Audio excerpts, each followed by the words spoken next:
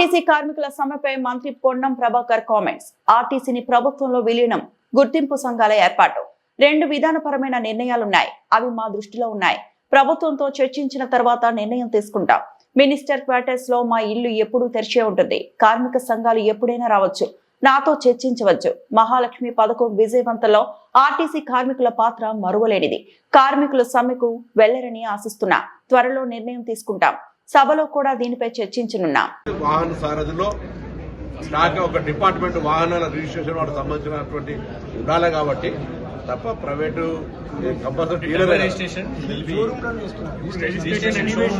మా department registration చేయలేము కదా, ఆఫీసులలో రిజిస్ట్రేషన్ లేదు కదా.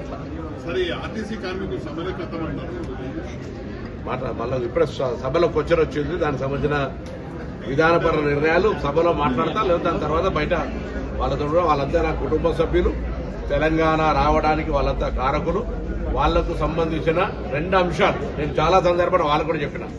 ప్రభుత్వ పరంగా కొంత నిర్ణయం అందరూ కూడా కలిసి తీసుకోవాల్సింది. ఒకటి విలీనం, 2 గుర్తింపు సంఘాలు.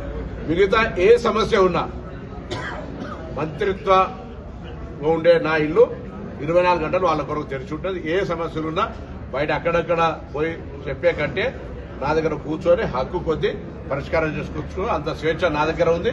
నేను మళ్లీ చెప్తాను, ఆర్టీసీ కార్మికులకు సంబంధించి కుటుంబానికి, డిపార్ట్మెంట్కు మంత్రిగా పెద్దగా ఈ ప్రభుత్వం పక్షాన అన్ని రకాల సమస్యలు పరిష్కరించడానికి మేము సిద్ధంగా ఉన్నాం. ఆ 2 విధానపర నిర్ణయాలు ప్రభుత్వంలో చర్చ జరుగుతుంది. అవి కూడా వీలైనంత తొందరలో పరిష్కారం చేసే ప్రయత్నం చేస్తాం.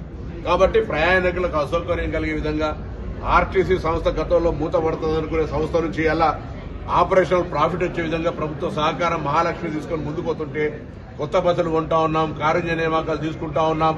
దాని తర్వాత కొత్త రిక్రూట్మెంట్ చేస్తా ఉన్నాం. 10 సంవత్సరాల వివిధ కారణాలతో సస్పెండ్ అయిన వాళ్ళను first time in the history country 3 men committee చేసి 250 మందికి ఉద్యోగాలు తిరిగి ఇచ్చడం. ఇన్ని కార్యక్రమాలు జరుగుతూ ఉన్నాయి. బస్టాండ్ల పునర్నిర్మాణం, కొత్త డిపోలు.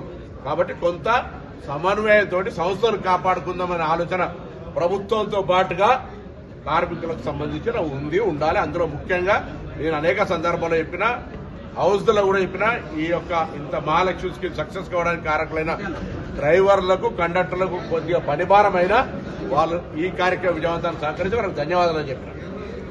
మరిన్ని అప్డేట్స్ కోసం మా ఛానల్ ని సబ్స్క్రైబ్ చేయండి.